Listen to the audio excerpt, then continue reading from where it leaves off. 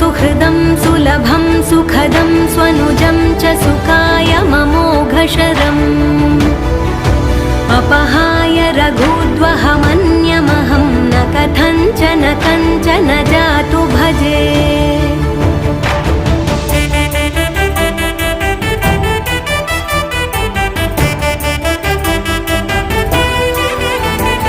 विना वेङ्कटेशं ननाथो ननाथः सदा वेङ्कटेशं स्मरामि स्मरामि।